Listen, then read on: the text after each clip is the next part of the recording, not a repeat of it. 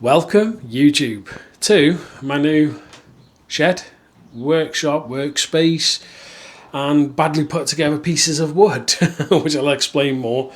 As you can tell from the title, this shed, yes, was free, and I'll explain how that happened. But first, the name change, the Boundless Biker. Why? Well, obviously the name originally was the Roadman, and I've adopted that name for years now. It was part of my football Twitter, and it's just something I just carried over, but it didn't really fit what I wanted this channel to be. So I decided to go, let's check, let's see if a name comes out that I can adopt and, it'll be more fitting towards my channel and how I want this channel to progress and go and stuff. So I looked up many, I had quite a few. There was one, GSF POV, but again, that kind of limited me to what I want this channel to be about.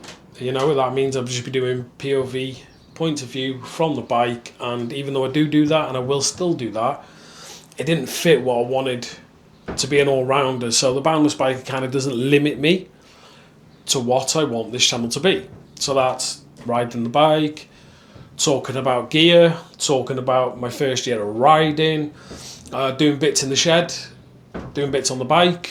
Hopefully in the future I'm going to be getting a project bike, fingers crossed, that I can do a video on, building it up and things, and stuff like that, and going solo camping. I managed to get quite a few bits of camping gear, and I want to go out on a bike on my own in the summer, go camping and things like that. So the Roadman didn't really fit that, and a couple of the other names that popped up really didn't fit that, what I wanted. So, but the Boundless Biker did, because it's boundless. There's no limit to what I can video, what I can put on YouTube, vlogs, camping, work on the bike, riding the bike, things in the shed, things like that. So that's why I took that name, and I hope it fits and I hope people accept it, but yeah, the shed, let's talk about it. Well, so a few years ago, about 4 years ago, my partner had a seating area up in the top of my garden. Now I have a very big garden. I'm on a corner house, which means I have a big garden there. I have one here where the shed is, and around the back I have a garden as well, so it sweeps the entire property around. Now, we had the seating area up there, and I kind of convinced her to allow me to take that over and build the shed on it. So I put a little 8x6 shed up there, and it was mainly just for putting, gardening stuff in it, a little workspace for doing things, and this was all before I even was thinking about doing my motorbike license, getting a motorbike. So I built the shed and everything, took it over, and I said to her, I will give you a seating area. As you can tell, many years later, I never did, and she's always wanted one. So I was like, right, this year I'm getting you a seating area. I'm going to do it, I'm going to build it, whatever. So I did, and at the same time I said to her, look, what about if I was to build a shed space on this side, because it was just empty ground, horrible. We had a driveway fitted, and they pushed all the soil onto this side, and it just looked horrible. So I said, what if I put a shed base there, build a shed, and then I could put the bike on it? So she agreed, which was fair enough, great. So I started. So I did her seating area, which is a 16-foot by 7-foot seating area. That was a bit of a pain, but I was using gravel grids, and I wanted to last quite a while, so I planned it out, did it all, and as I was doing that, I was going to do this side as well. So I was looking for sheds. Now, I was getting quotes for over $2,000 for sheds. A 10 by 10, by the way, this is, sorry, I should have said 10 by 10. And I was getting quotes for over £2,000. Now, I know you can get cheaper ones. There was one Tiger Sheds, which was just over £1,000. And I was like, okay, it's going to cost a bit, but I'll save up and everything. But this one popped up. Now, this is a 10 by 10 wooden shed. Doors big enough to get the bike in and out very easily, and it's enough space for me to have, as you can see, the bike here. I've got plenty of space behind me for shelving units where I'm going to put all my tools, camping gear, car cleaning stuff and things like that. Over this side, which you can't see because you're over in the corner, that's where a workbench is going to be. You're currently on like a tool trolley thing, and it just allowed me the big enough space to be able to move around the bike, do things on the bike. If I get another bike, I could push this further over, place another one here, and just an all-round workshop. So I seen this shed, it was on Amazon, and it was £895, I think it was. And the good thing about Amazon is it allowed to pay in 5. So I was like, okay, cool. Pay in 5, let's do it. So I ordered the shed and they said it was going to come in May. Now bear in mind, I started all this. So I started the seating area and this at the beginning of April. So I was like, okay, I've got until middle of May, I think it was like the 15th of May or something like that, to be able to do both areas and get this shed area ready. So we ordered the shed. A week later, I get a notification, what my partner did, your shed's being delivered. And I'm like, what? And this is still in April. A week later from when I ordered it, I was like, okay, well, fantastic, great delivery. You said May, it's coming April. That normally would be fantastic. The only issue is, this part, the shed base, wasn't even started. I was still doing the bloody seating area. So I was like, oh God. So as I was doing that, in the same day, I was coming over here and digging out this side and getting this ready, again, using gravel grids because it worked out cheaper, purchasing a load of gravel grids for both sides and the materials. So I was like, oh, so I did get a little help from my dad and brother, but unfortunately on the first day my dad twisted his back, and the first day my brother tried helping me, he popped his shoulder out of its socket. So I was pretty much left alone to dig that side and this side. It took me a few days. I mean, I could have filmed it, but I don't think you'd want to watch a hairy, unfit Welshman huffing and puffing and dying every single day. So I didn't bother. But I will do a video showing you around another time, around the shed, around the seating area and everything of what I did. But anyway, so I'm rushing now. I'm trying to get that done, this done. Anyway, the shed's getting delivered and it came on a flatbed truck. An older gentleman, a retired gentleman, another biker. He was a blood biker and everything. I had a good chat with him, but he brought it to the house on his own. So I was like, all right, I'll give you a hand. And I'm in the middle of digging and sorting out the seating area, so I was just rushing, come on, let's help you. Anyway, bit of my own fault, I didn't actually check the shed over. I didn't have a look at it. I just put it down up in the garden up there, put a tarp over it, left it. I was concentrating on these two areas. Anyway, I think it was about a week later, I finished both areas. My brother and my dad managed to help me do bits on this one and that one, so we come to put up the shed. Before we even attempted to put it up, we put the flooring down, which I'll explain more about that as well, that's terrible. And then we put the back panel on and a side panel. I'm like, right, the windows. Because obviously on the instructions, you start at the back and you move your way to the front. So I was like, all right, cool. Pulled out one of the windows and I kid you not, silly string would have been more straighter than the beams of the window. They were like this. Completely warped, terrible. Now, a lot of people can say, oh, you've left it there for a week, it could warp outside. Trust me, the way this was warped, it's been warped for a long, long time. Now, I know for the fact that the company that got this shed off, they have an abundance of them. They're not built to spec, they're just pre-built sheds, and they leave them outside. When you get an order, they put it on a truck and away they go. So anyway, it was that bad that there was no way I could have actually put the shed up, because it would have completely knocked it out of whack worse than I explained as well, than what it was and when I put it up. So anyway, so my partner messaged Amazon and said, look, the shed's not fit for purpose. It's all warped. We're not going to be able to put it up, and it's just terrible. There was panels broke, because obviously it's an overlap, so some of them were cracked. I've got cracks here, I've got cracks over there. And just generally, it's just poor. Now, I should have known it was going to be like this, because the shed that's up there, the 8x6, is from the exact same company, and I had a nightmare with that one. But I was like, all right, cool. Send it back, get a refund, and then I'll just go after another shed. And I found Tiger Sheds, and I was like, they look like a great company. Single panels, you could bolt it in. Great. No dramas. So she messaged Amazon on the live chat and said, look, we purchased a shed. It came too early. We want to send it back and we want a refund so I can go out and purchase another shed. Big issue with that. The person who delivered it never actually put down that this shed was delivered. So to Amazon, it was still on delivery for May. The company already delivered it to me, and Amazon basically said, there's not much we can do. And I'm like, well, you've got to do something. I've got pictures. We took proof. She said, I got pictures. The shed's here. I want to send it back to you. And I want a refund because this shed is terrible. Amazon like, you're going to have to wait. So we had to wait to a certain day for basically Amazon to say, look, it's been delivered, blah, blah, blah, blah. So we waited into that day. I think it was like the weekend. It was like a whole weekend. So she messaged Amazon back. I said, look, the shed's here, still the same. Can I have a refund? And can I obviously send the shed back? And they were like, right. So they put it down as basically faulty.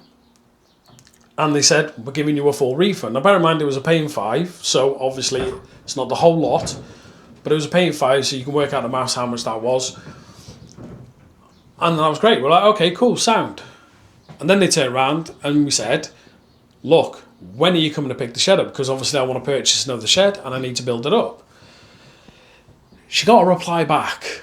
Now, we were surprised by this and I couldn't believe this. And this is true. The reply back was this: please dispose of the shed. Please dispose of the shed. And my partner was like, what do you mean? And they said, well, we'll give you a refund. We're not picking the shed up. We're not returning the shed. Dispose of it. It's like, so what? Just set it on fire? Have the greatest bonfire in the middle of my bloody street? What? Like, no, just dispose of the shed. We don't want it. So we were like, that's a bit confusing. Now, to cover our backs, my partner said, look, can I have this in writing? Because you're telling me an £895 shed, you want us just to dispose of it. Just get rid of it. And they were like, yeah. So we had it in writing, not only from the live chat that she screenshotted, but from email as well.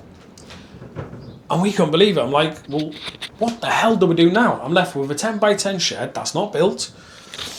I've got my refund. What do I do? So anyway, a couple of days later, we were discussing plans of maybe get rid of the shed, give it away, or whatever. Then my brother and dad came back round, and then we had another discussion, and they were like, and we were just sitting there talking and everything. I said, well, what if we just bought some wood, because I've got the refund now, and I rebuilt the window frame? And they were like, well, yeah, we can do that. So I was like, why didn't you just tell me that in the first place? Now, bear in mind, this is like a week and a few days after they originally saw the issue with the windows. And I'm like, well, why didn't you just tell me in the first place I could do that? Obviously, I still would have messaged Amazon. The shed is not fit for purpose. You purchase something, especially at that price. Now, some people might think, well, that's nothing. Others, it's a lot of money. And to me, it's a lot of money. Well, anyway, we decided that we're going to try and fix the window frame and everything. So we did. I went out, bought some wood. Unfortunately, my dad told me to get the wrong pieces of wood and the wrong size. So I had to then, because it was already cut, I couldn't give that back. So I had to get even more wood.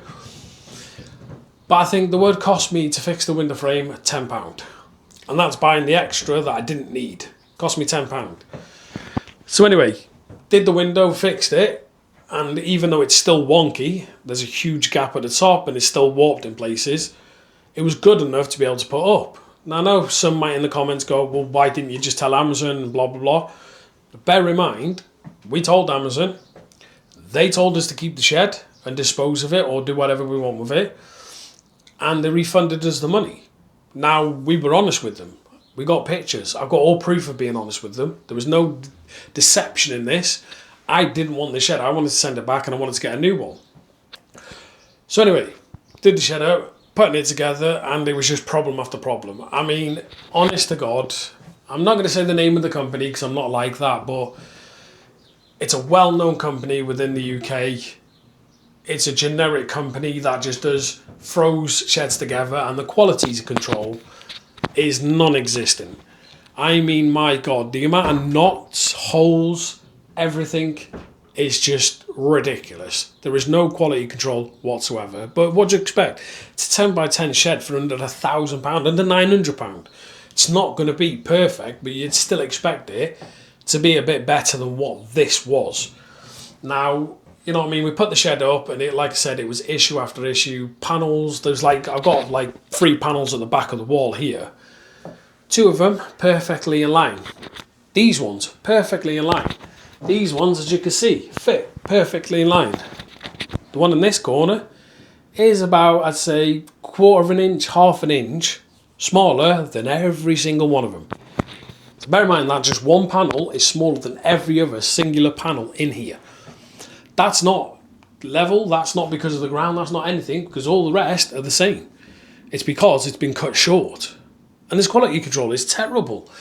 So anyway, we come to put on the roof. That was a nightmare in itself, because the day we were going to do it, we had a monsoon. And then when we put these OSB boards on, the opposite side over this bearer here, but on the other side, had a gap about that big. Now you think, oh, that's because the ground's not level, or this, that, and the other. No, it's because of this. See, the problem is, it has these really thin metal brackets. Now what I had to do was push the centre up to lift that side up, and that would push the OSB together and make it all in line. Again, that's terrible. There's surely a better way than the little TL bloody tight bracket to hold this main beam in. So anyway, I pushed it up, and you know, I had to do it on my own because my brother and dad were busy. So what I did was get my step ladders, that there, put them in the centre, get my car jack on the second step with a big piece of wood and jack it up, lift it up, go outside, screw it all in. And it worked, it fit. You know what I mean? The roof's on, it's sound. And then there was other issues. The felt was like paper thin. The floor. Now, obviously, what I'm standing on right at the moment is chipboard. I created a platform, 8 foot by 2 foot, which is obviously 2 times that. So 8 foot wide, it's 4 foot wide, 8 foot long. The rest of the wood is meant to be hardwood, right? Between 12 and 14 millimeter thick. I don't understand why they did it like this, but my God, it is like you're on a trampoline. It is just bouncy, bouncy, bouncy, bouncy everywhere. And it's just not fit for purpose. I mean, you can see the whole shed, look. Now this is on the chipboard. Shakes a little, this bit. You can see the whole shed moves. It's terrible. So the flooring was horrible. The roof just didn't want to go together properly, and like I said, there's gaps in the door, as you can see the daylight here.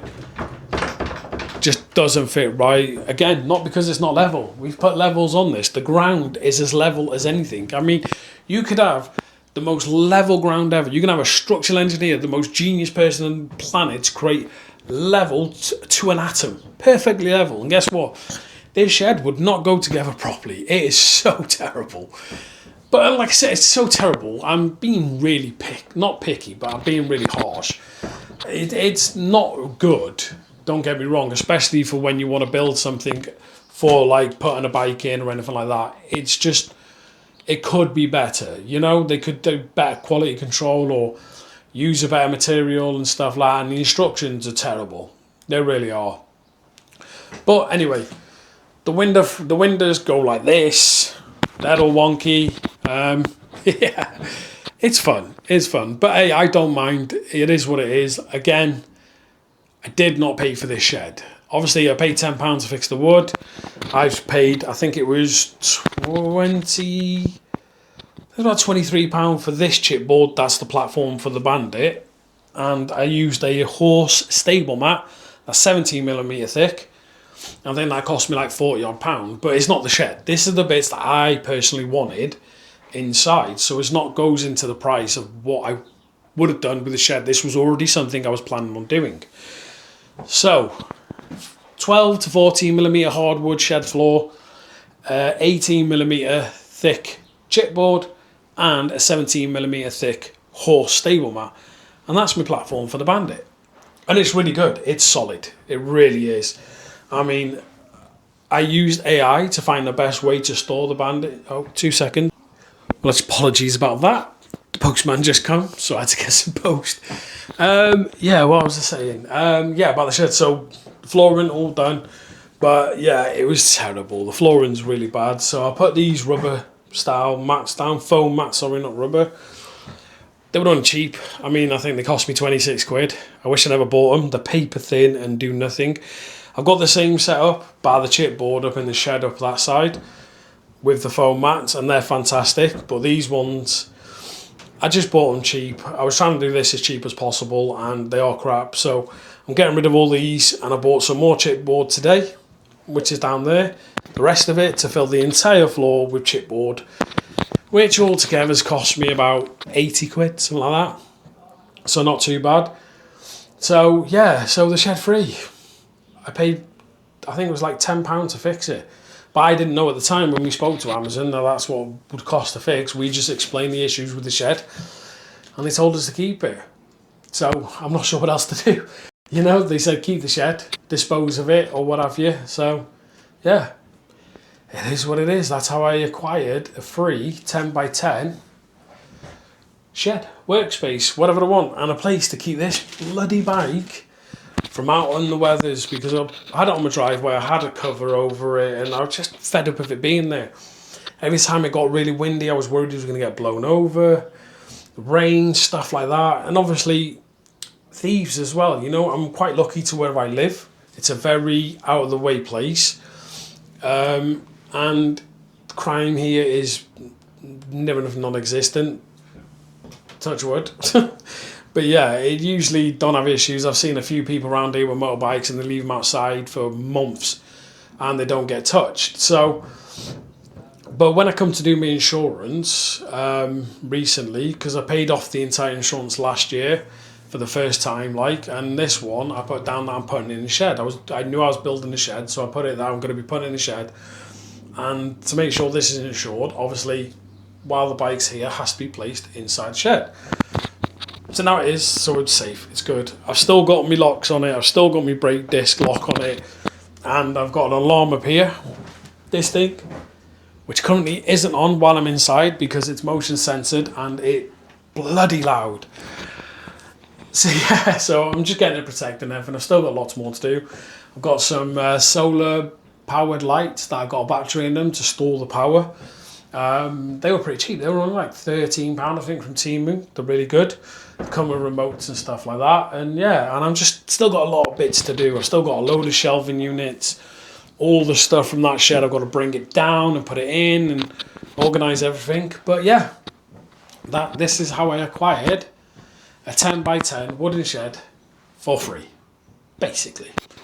It's not really clickbait. I did get it for free. Fixing it myself is my choice. And doing the rest of it is obviously what I had planned prior to all the issues with the shed. And yeah, so it's not too bad. It's not too bad, you know. Let me know in the comments how you think about that. That I was lucky enough from Amazon, for some reason, decided that an £895 shed is just easily disposed of. That says a lot. That does say a lot. But they just told me to dispose of it. Now, that means for me, I can do whatever I want with it. I can get rid of it, or I can fix it and put it up. I know some in the comments might go, well, if you can fix it, why didn't you just pay for it, blah, blah, blah, blah. If I buy a shed, why do I have to fix it before I've even built it? That's how I see it. You know what I mean? You pay for a product, you don't expect the product to not be fit for purpose, and it wasn't. I shouldn't have had to go out, buy wood, cut wood, measure wood to fix window frames, because the company quality control is terrible. So yeah, that's how I acquired this shed. But yeah, anyway, so this is the new channel. Well, not the new channel. This is a new direction I'm going with the channel. Not getting free sheds, by the way. I'm not going to just put a load of free sheds outside my gaff. No, just doing vlogs like this, talking, doing work on the bike, anything I do in here, like when I put my shelving units in and organising it, I'll film it, and just general day-to-day things. So yeah, there we go. Hope you enjoyed the video. I will be doing more soon, because hopefully the rest of the flooring, the chipboard flooring, will be going down tomorrow, or it'll be Tuesday, because it's my daughter's birthday this weekend, so I'm going to be busy as hell the next few days. So it's either going to be down tomorrow or Tuesday, and then yeah, I'll start doing more stuff, possibly talking to my brother about insulating it, because he works at a company that does installation.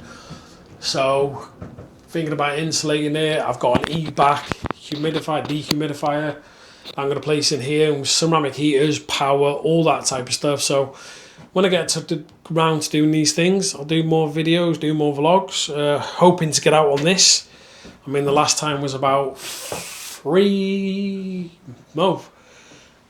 weeks ago, I think it was, about a month ago, maybe. The last time I managed to get out, which I do have the videos. I'm going to do a little quick video of the little ride we had. We went up to the Penderosa Cafe, which obviously is closed down now, but yeah, I think it was a year ago today, I passed my test. Not today, sorry, a year ago on Saturday, just gone, I passed my test.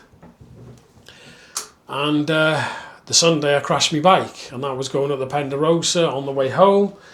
And yeah, I came out of a garage, petrol station, and it was my fault and a BMW's fault. It's like kind of a 50-50 thing. They came round about too fast showing off. I panicked, which I shouldn't have done, but 2 days in riding, what you can do, and crashed the bike.